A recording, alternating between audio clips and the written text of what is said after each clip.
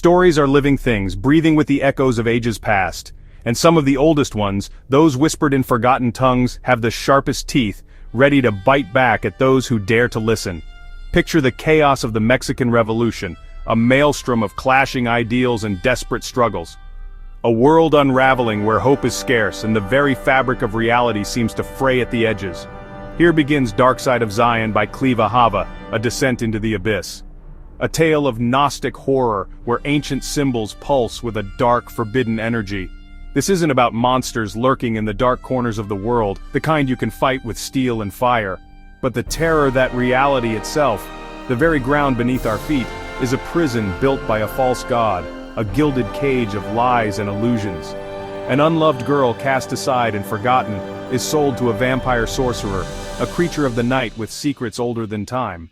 He is the ringmaster of a circus hidden deep within the catacombs, a labyrinth of shadows and whispers beneath Playa Baghdad.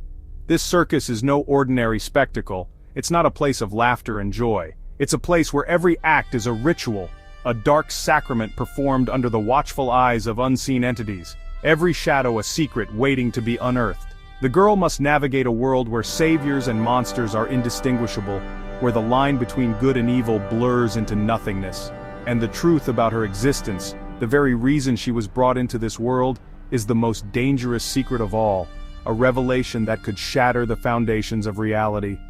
Her journey is one of survival, a desperate fight against forces beyond her comprehension, an awakening to the terrifying secret of creation, a cosmic horror that will forever change her understanding of everything she thought she knew. Before today's gods, before the familiar faces in our modern pantheons, there were others, gods of a different age. These are the ancient deities whose echoes still haunt our myths, their whispers carried on the wind of time. Their stories, though fragmented, still resonate within us. Darkside of Zion resurrects these elder gods, bringing them back into the light from the shadows of history. It shows faith not as a monolith, but as a tapestry of forgotten threads, each strand representing a deity, a belief, a ritual lost to time. Ashtoreth, once a revered goddess, a symbol of fertility and power, but she became a demon in later faiths, a cautionary tale of shifting beliefs and the demonization of the old ways. This serves as a reminder of how the divine is constantly recast by history, reshaped by the hands of new believers. Pan, the wild god, the embodiment of untamed nature, and Hermes, the trickster messenger, the guide between worlds, a master of cunning and diplomacy. They embodied nature's chaos and the crossing of worlds, the liminal spaces between the known and the unknown. Mithras, worshipped in secret by Roman soldiers, a deity of loyalty, courage, and sacrifice. He brought rituals and symbols that would echo in later religions, influencing the very fabric of Western belief. These gods weren't erased entirely from the collective consciousness. Instead, they were transformed, their stories subtly woven into new beliefs, their essence lingering beneath the surface. Pan's horns became the devils, a symbol of temptation and rebellion. Hermes' messages became angelic, divine pronouncements delivered on swift wings, and Mithras' sacrifice found new meaning, reinterpreted through the lens of a different faith. Darkside of Zion explores this evolution, this fascinating and often unsettling transformation of the divine. It's suggesting the old gods are merely sleeping, dormant, but not dead, waiting for the right moment to return and reclaim their place. In the catacombs of memory, where the past lies buried, a new ringmaster might awaken them, calling them forth from the depths of oblivion. Angels feel rooted in Abrahamic faiths, but their origins stretch back further. Zoroaster's Amisha Spentus and Ahuras, divine beings of ancient Persia, set the template for celestial messengers. These ideas traveled the Silk Road, blending with local beliefs and shaping the angelology of later scriptures. Even the Bible's stories echo older myths. Genesis mirrors the Epic of Gilgamesh, with its flood and cosmic questions. These aren't mere copies but fragments of a deeper hidden truth. Darkside of Zion weaves these overlapping myths into its horror, suggesting history is a palimpsest of forgotten revelations. Our oldest stories are memories, deliberately obscured, waiting to be uncovered. The truth, it hints, is more ancient and unsettling than we imagine. The Victorian era, torn between science and spiritual longing, became obsessed with the occult. Secret societies like the Golden Dawn sought ancient wisdom while archaeologists unearthed lost civilizations. Egyptian tombs, Mesopotamian tablets, and Mesoamerican ruins revealed that sacred stories were part of a much older tradition. For occultists, these discoveries weren't just history, they were keys to a universal secret doctrine.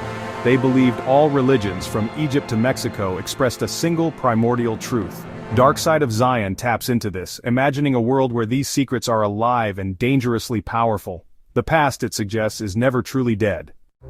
At the heart of Gnostic horror lies a concept both terrifying and strangely comforting: the demiurge. This figure isn't just some abstract philosophical idea, it's a primal force that shapes our reality. The demiurge is a flawed creator, an imperfect being. It's not the devil, not some embodiment of pure evil, but something perhaps even more disturbing: the jailer of souls, a warden of existence. The world in this view isn't a paradise or a divinely ordained creation, but a prison of suffering, a carefully constructed system of control. It's a world built not by a benevolent, all-knowing God, but by a blind or even malevolent God, an entity that may not even realize the extent of its own imperfections. Throughout history, various groups have grappled with this concept, groups like the Essenes, who sought spiritual purity in the desert. Consider also the Cathars and Bogomils, who saw the material world as inherently evil, a deviation from true spiritual reality. They saw the material world as a trap, a labyrinth designed to keep souls ensnared and ignorant of their true potential. And for holding such beliefs, they were often persecuted for it, branded as heretics and enemies of the established order. Yet, despite the darkness and the potential for despair, the need for meaning persists, an unquenchable flame within the human spirit. This need is constantly transforming into new forms, adapting to different cultures and historical contexts. In Cuba, Santeria, a vibrant and syncretic religion, blends African and Catholic traditions, creating a unique spiritual landscape born from cultural fusion. While in Mexico, Santa Muerte, the Saint of Death, offers hope and solace to the marginalized, the forgotten, and those living on the fringes of society. These faiths, much like Gnosticism, adapt and survive, finding new ways to express ancient truths in a constantly changing world. They are speaking to those outside the mainstream, offering alternative paths to understanding and meaning. Darkside of Zion draws from this well of resilience, this deep reservoir of human experience and spiritual yearning. It's reminding us that even under a false creator's shadow, even in the face of overwhelming darkness, the spirit seeks its own light, a beacon of hope in the face of existential despair. The circus at the end of the world is dark, a twisted reflection of our own anxieties and fears. But even there, in that desolate landscape, the search for truth endures, a testament to the enduring power of the human spirit.